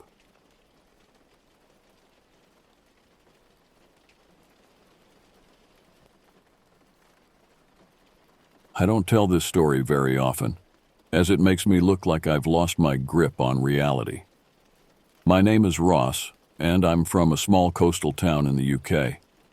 The events I'm about to describe happened in late 2006, when I was 23 and trying to figure out what to do with my life. I had graduated university with a degree in communications that wasn't opening many doors, so I was working at the local Blockbuster video store while applying for real jobs in the evenings. Before everything changed, my life was remarkably ordinary. I lived in a cramped flat above a fish and chip shop, which meant my clothes perpetually smelled of vinegar and grease. The flat had one bedroom, a bathroom where the shower always ran cold after 4 minutes, and a combination kitchen-living room with just enough space for a futon and a small television. I couldn't afford cable, so I'd bring home movies from work, watching 3 or 4 a night until I fell asleep. My parents lived about 2 hours away and called every Sunday, asking if I'd found a proper job yet. They meant well, but those conversations always left me feeling inadequate. My friends from university had scattered across the country, some landing impressive positions in London while others pursued graduate degrees. I maintained the appearance of being fine with my situation, but underneath, anxiety gnawed at me constantly. The Blockbuster where I worked sat in a strip mall between a discount grocery store and a charity shop. The building had been constructed in the 1980s and never properly updated. The fluorescent lights buzzed incessantly, and the blue carpeting had worn thin in high-traffic areas. But there was something comforting about the place, with its rows of DVD cases and the smell of microwave popcorn that permeated everything. Most days passed uneventfully. I'd help customers find films, process returns, and recommend new releases based on their preferences. I became oddly skilled at predicting what people would enjoy, which gave me a small sense of purpose. The manager, an older man named Vince, was impressed enough with my work ethic to promote me to shift supervisor after just 3 months. Little did I know that my unremarkable life was about to take a turn into territory I still struggled to comprehend. Wednesdays were delivery days at Blockbuster.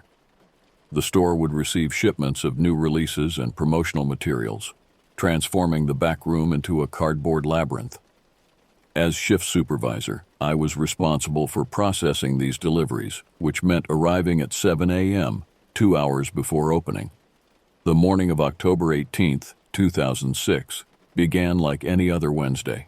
I arrived sleep-deprived after staying up until 2 a.m. watching a horror film marathon.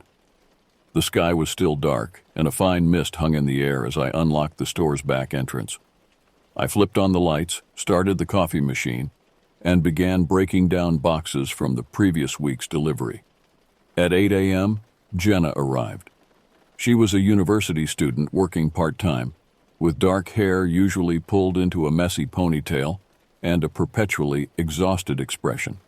We had developed a comfortable working relationship over the past few months, often covering for each other when one of us needed time off. "Morning," she mumbled, dropping her bag behind the counter and pouring herself coffee into a chipped mug with the Blockbuster logo. "Delivery day again." "Should be a big one," I replied. "New horror releases for Halloween." The delivery truck arrived at 8:30, earlier than usual. The driver, a burly man with a salt and pepper beard, seemed in a hurry. He practically threw the boxes at me before speeding off. There were more boxes than normal, nearly 30 of them stacked haphazardly on pallets. "Christ," Jenna said, surveying the mountain of cardboard.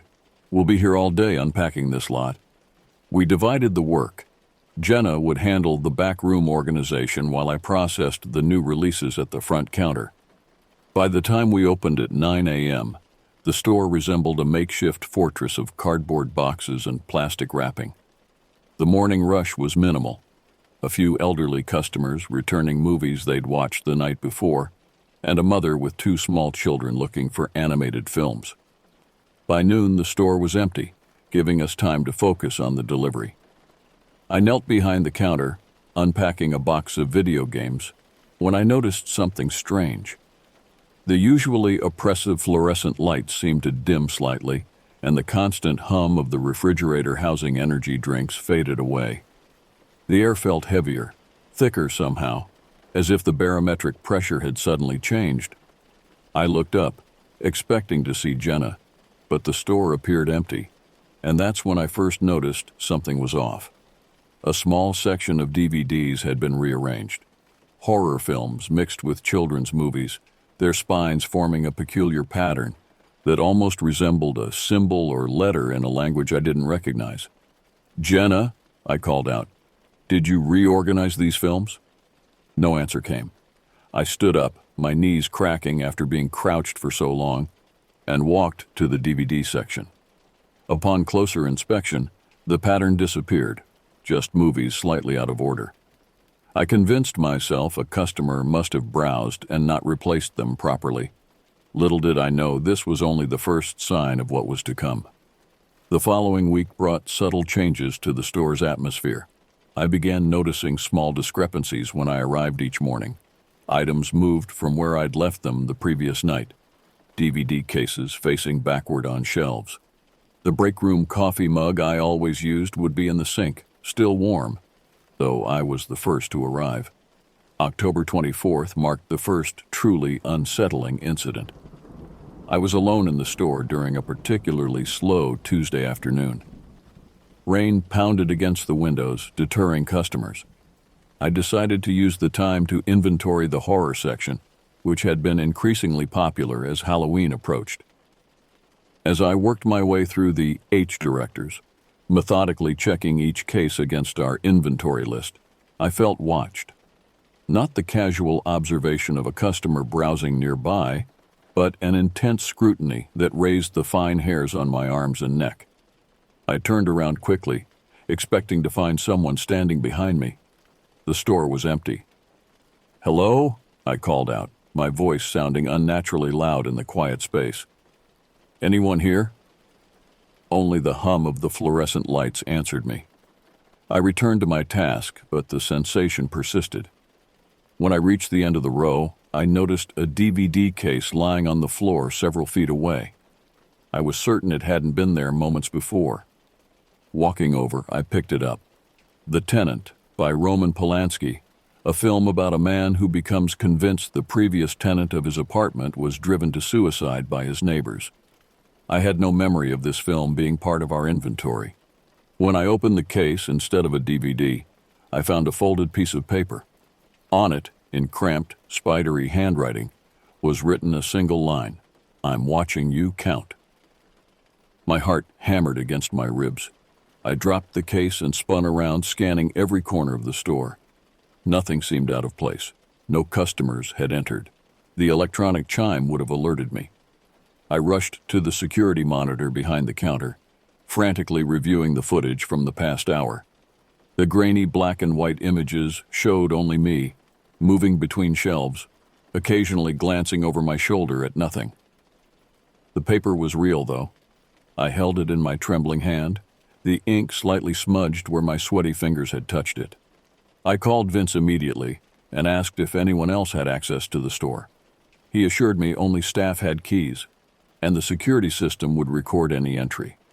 When I mentioned the note, he suggested it was probably a prank by one of the teenage employees or perhaps a customer who had slipped it into the case earlier.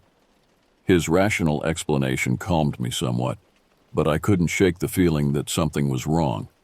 That night, I double-checked all locks before leaving and made sure the security system was armed. Sleep didn't come easily. Every creak in my flat made me bolt upright.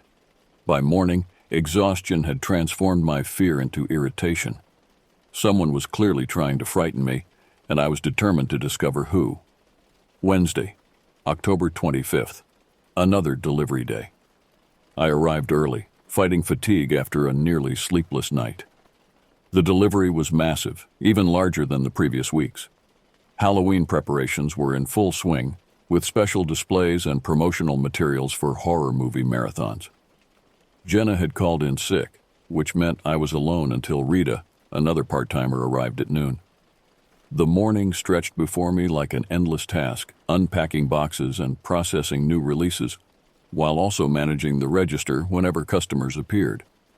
By 11:30, I had transformed the store into a labyrinth of cardboard boxes. The counter was barely visible behind stacks of new releases waiting to be entered into the system. I knelt behind this makeshift wall, scanning barcodes and entering information into our antiquated computer system. The morning had been busy enough to distract me from yesterday's unsettling experience. The rhythm of routine work lulled me into a sense of normalcy. Scan, type, stack, scan, type, stack. That's when I felt it, a sudden drop in temperature. October in England is never warm, but this was different. The air around me seemed to crystallize, becoming so cold it hurt to inhale. The fluorescent lights overhead flickered once, twice, and then stabilized, but dimmer than before. I looked up from my position behind the counter. There, on the counter's surface, was what I can only describe as a disturbing sight. A figure stood there, not the fantastical creature I initially remembered in my state of shock, but a person, a very real, very human person, though one of the most unsettling individuals I've ever encountered. He was extraordinarily thin, almost emaciated, wearing what appeared to be a fitted red suit that hung loosely on his frame. Wire-rimmed glasses perched on a nose that seemed too sharp, too pointed to be natural. His skin had an unhealthy pallor, nearly translucent under the store's poor lighting. But most disturbing were his eyes. They reflected light like an animal's might in the dark, with pupils that seemed to absorb rather than reflect. In his bony hands, he held a small leather-bound notebook and an antique-looking fountain pen. He was writing something, the pen scratching against paper with a sound that seemed impossibly loud in the quiet store. I remained frozen, partly concealed by the boxes, unable to process what I was seeing. This person, this man, hadn't entered through the front door. The chime would have sounded.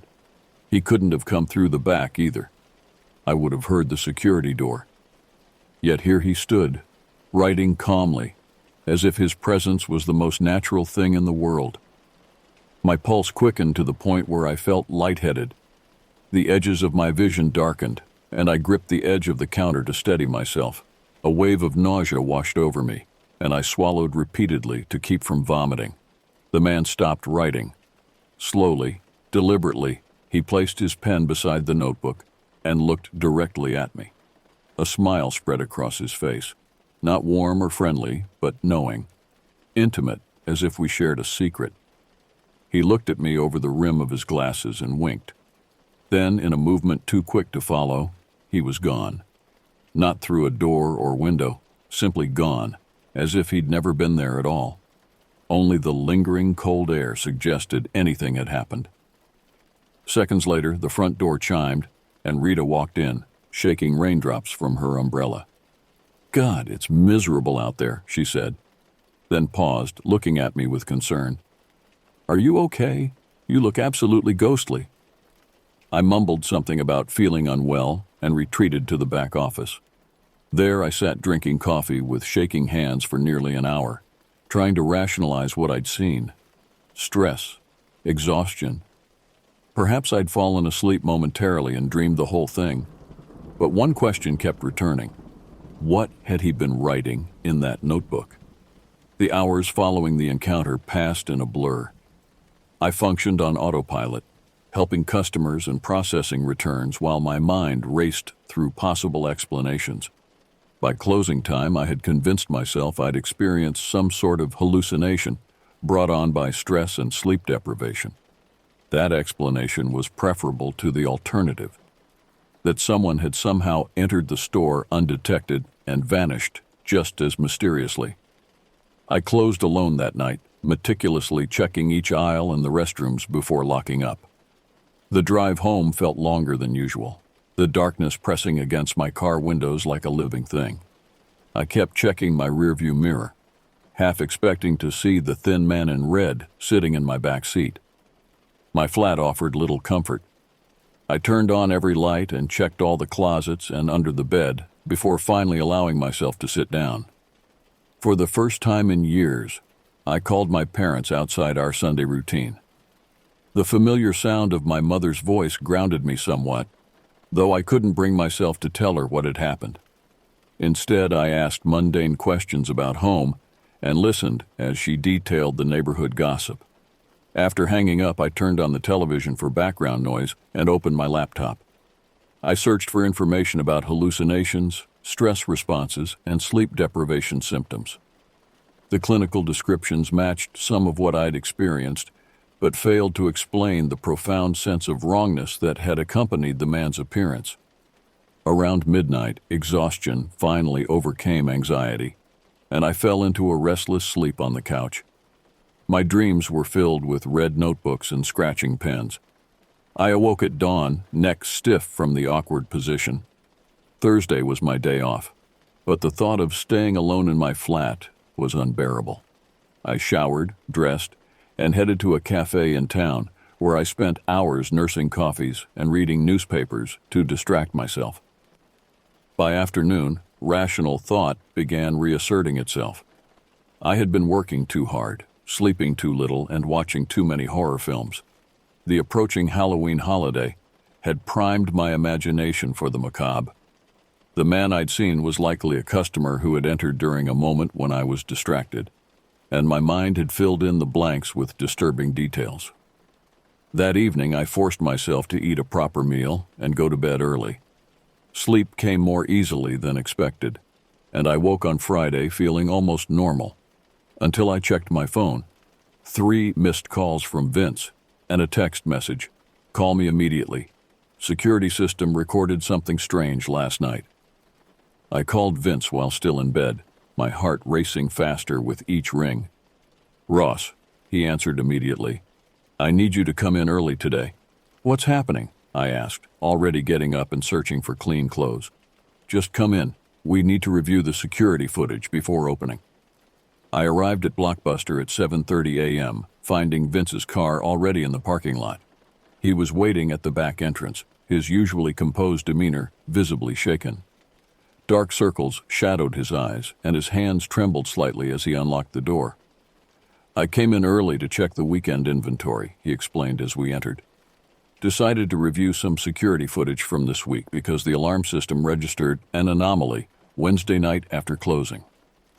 In the small office, Vince queued up the footage on the monitor. The timestamp read 3:17 a.m., Thursday morning. The store was dark, illuminated only by the exit signs and the dim security lights. Watch, Vince said, pointing at the screen. For nearly a minute, nothing happened. Then, a section of the store near the horror movies grew noticeably darker, as if the security lights were being absorbed. The darkness took shape, vaguely human-sized, but indistinct. What am I looking at? I whispered. Keep watching. The shadow moved through the store with purpose, stopping at the counter. Then, impossibly, it reached over and opened the register drawer. The camera angle changed to show the counter directly. The drawer was open, but nothing was taken. Instead, something was placed inside, a small object I couldn't identify. I checked the register this morning, Vince said, his voice strained. This was in it. He handed me a small leather-bound notebook, identical to the one I'd seen the thin man writing in. My hands shook as I opened it. The pages were filled with names, dates, and brief notations. I flipped through, recognizing several customer names from our database. Each entry included what appeared to be a brief assessment: potential, insufficient, promising. On the final written page, I found my own name. Beside it, subject demonstrates unusual awareness. Continue observation. The room seemed to tilt around me. I grabbed the edge of the desk to steady myself. Ross, Vince said quietly, what's going on? I told him everything. The strange occurrences over the past week, the man at the counter, the unnatural cold. As I spoke, the skepticism in his expression gradually transformed into concern. I thought it was stress, I concluded, or that I was losing my mind. Vince was silent for a long moment. I've managed this store for 11 years, he finally said. Never experienced anything like this. But last month I found a similar notebook. I assumed it belonged to a customer and put it in Lost and Found. It disappeared the next day. What did it contain? Names. Staff names with dates and notes. I assumed it was someone's strange way of tracking customer service. Now I'm not so sure. He stood up abruptly. We should call the police. This is evidence of breaking and entering at minimum. And tell them what? I asked. That a shadow somehow bypassed our security system to leave a cryptic notebook? They'll think we're mad. Vince hesitated, then nodded reluctantly. You're right, but we need to figure this out. I'm changing the security codes today and installing additional cameras. We spent the next hour combing through the store, looking for anything else unusual. Everything seemed normal until we reached the horror section. There, we found several DVDs arranged in a distinct pattern on the floor, a spiral of cases with their titles forming what seemed like a message when read in sequence. The Watcher, Know You're There, I See You, Final Hour, The List. The implications sent ice through my veins. Someone, or something, was not only watching us, but wanted us to know it. The weekend passed in a state of hypervigilance. Vince installed additional security cameras and changed all the locks. We told the other employees to report anything unusual immediately. I volunteered for extra shifts, driven by a compulsive need to understand what was happening. Sunday night, I was closing with Rita. The store had been quiet all evening, and nothing unusual had occurred. As closing time approached, Rita counted the register while I did a final walkthrough of the aisles. All clear, I called from the back of the store. Just need to check the restrooms. The men's restroom was empty. As I approached the women's, I heard something. A faint scratching sound, like pen on paper. I froze, my breath catching in my throat. Rita? I called out. Are you in there? No response. The scratching continued. Fighting every instinct to flee, I pushed the door open slowly. The restroom appeared empty at first glance. 3 stalls with doors closed, sinks, hand dryers. Nothing unusual. Then I noticed water pooling on the floor, spreading outward from the last stall. The scratching sound grew louder. Hello? My voice sounded weak, tremulous. Is someone there? The scratching stopped abruptly. For several seconds, absolute silence filled the space. Then, from behind the last stall door came a voice, dry and rasping like pages turning. Recording progress, it said. Subject continues to demonstrate awareness. Intervention may be necessary. The stall door began to open. I didn't stay to see what emerged. Adrenaline propelled me backward. I slammed the main restroom door shut and ran to the front counter. We need to leave. Now, I told Rita, grabbing her arm. What's wrong? She looked alarmed, resisting my pull. There's someone in the women's restroom. I think it's the person who's been breaking in. Rita's eyes widened. Should we call the police? No time. Just grab your things. We hurried to the exit, not bothering to finish closing procedures. As Rita stepped outside, I glanced back toward the restrooms. The hallway lights flickered, and a thin shadow stretched along the wall. Impossibly elongated, moving with unnatural fluidity. I slammed the door behind us and made sure it locked automatically. We stood in the parking lot, breathing heavily, the October night air sharp in our lungs. What did you see in there? Rita asked. I couldn't form a coherent explanation. I don't know, just someone who shouldn't be there. But how did they get in? We've been here all evening. I had no answer that wouldn't sound delusional. Rita insisted on calling the police. I waited with her until they arrived, then watched as 2 officers entered the store with flashlights. They emerged 20 minutes later, reporting they'd found nothing unusual except a running sink in the women's restroom. One officer stayed to review the security footage with us. The cameras showed Rita and me throughout the evening, customers coming and going, but no one entering the restrooms who didn't come out again. The last stall in the women's restroom remained empty each time someone entered the frame. Could be a plumbing issue causing the water, the officer suggested. As for the scratching sound, old buildings make all sorts of noises. His explanation was reasonable, logical, but it didn't account for the voice I'd heard or the shadow I'd seen. After the police left, Rita offered to drive me home, sensing my distress. I accepted gratefully, afraid to be alone with my thoughts.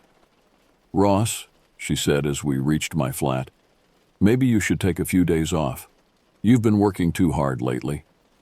I nodded absently, knowing I wouldn't. Whatever was happening at Blockbuster, I needed to understand it. That night, I dreamed of endless rows of shelves, not filled with movies but with red notebooks. In each one, my name was written over and over, the ink still wet, dripping like blood onto the pages.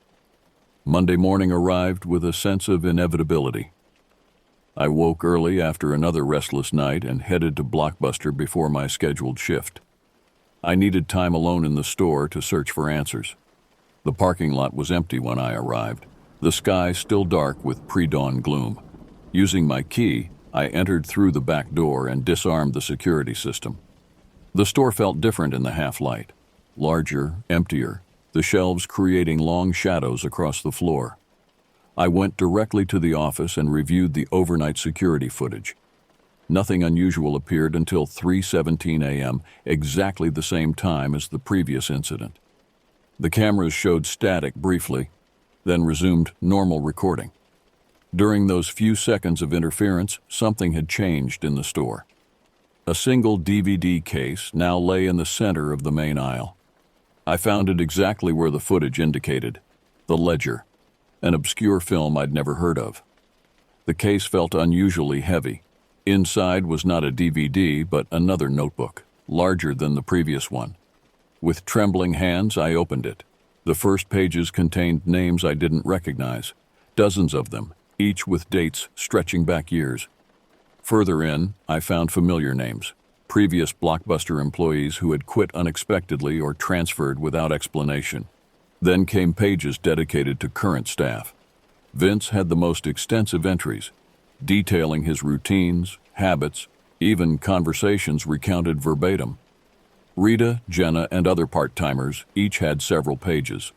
My section was the longest. It documented my arrival in town after university, my application to Blockbuster, daily activities both in and outside work. The level of detail suggested I'd been watched continuously for months. More disturbing were the assessments. Subject displays unusual perceptive abilities, recommended for further study, potential candidate for collection. The final pages contained something different. Diagrams of what appeared to be recording equipment, unlike any technology I recognized. Notes in the margins referred to behavioral documentation and specimen selection. The implications turned my blood to ice. This wasn't a prank or hallucination. Someone, or some organization, had been systematically observing staff at Blockbuster stores, possibly for years, documenting behavior like scientists studying laboratory animals. The last entry, dated that very morning, read, "Final observation phase complete. Subject Ross demonstrates highest awareness levels recorded. Collection scheduled for tonight."